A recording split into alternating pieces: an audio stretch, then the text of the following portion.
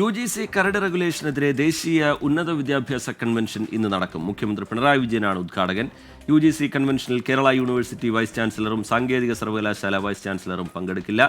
ഉമേഷ് ബാലകൃഷ്ണൻ വിവരങ്ങളുമായി ചേരുന്നുണ്ട് തിരുവനന്തപുരത്ത് നിന്ന്. ഉമേഷ്, ഈ ഗവർണർ ഈ ഘട്ടത്തിൽ സ്വീകരിച്ചിരിക്കുന്ന സമീപനം നമുക്കറിയാം. അതിനിടയിൽ യോഗം, വിശദാംശങ്ങൾ ഉമേഷ്. 10:30 യോഗം തുടങ്ങുന്നത്. നേരത്തെ തന്നെ തീരുമാനിച്ച യോഗമാണ്. പ്രതിപക്ഷവും ഈ യോഗത്തിൽ പങ്കെടുക്കുന്നുണ്ട്. പ്രധാനമായി ദേശീയ തലത്തിൽ UGCയുടെ കരട് മാനദണ്ഡങ്ങൾക്കെതിരെ ഒരു കൺവെൻഷൻ എന്നുള്ളതാണ് സർക്കാർ ലക്ഷ്യമിടുന്നത്. അതുകൊണ്ട് തന്നെ ദക്ഷിണേന്ത്യയിൽ നിന്ന് തന്നെ തെലങ്കാന, കർണാടക, ഒപ്പം തമിഴ്നാട് എന്നീ സംസ്ഥാനങ്ങളിൽ നിന്നുള്ള മന്ത്രിമാരും ഈ യോഗത്തിൽ പങ്കെടുക്കുന്നുണ്ട്. കൂടാതെ BJP ഭരിക്കാത്ത മറ്റ് സംസ്ഥാനങ്ങളിലെ ഉന്നത ഉദ്യോഗസ്ഥരടക്കമുള്ളവരും ഈ യോഗത്തിന്റെ ഭാഗമാകുന്നുണ്ട്. ഈ പ്രധാനമായി കൺവെൻഷനിൽ ഈ UGC റെഗുലേഷനെതിരെയുള്ള പ്രതിഷേധം അത് ശക്തമായി രേഖപ്പെടുത്തുക എന്നുള്ളതാണ് സർക്കാർ ലക്ഷ്യമിടുന്നത്. അതിനിടെയാണ് ഗവർണർ ഈ വിഷയത്തിൽ ഒരു ഇടപെടൽ കഴിഞ്ഞ ദിവസം നടത്തിയത്. പ്രധാനമായി കേരള യൂണിവേഴ്സിറ്റി VC മോഹനൻ കുന്നുമ്മേലിന്റെ കത്തിന്റെ പശ്ചാത്തലത്തിൽ കൂടിയായിരുന്നു ആ ഇടപെടൽ.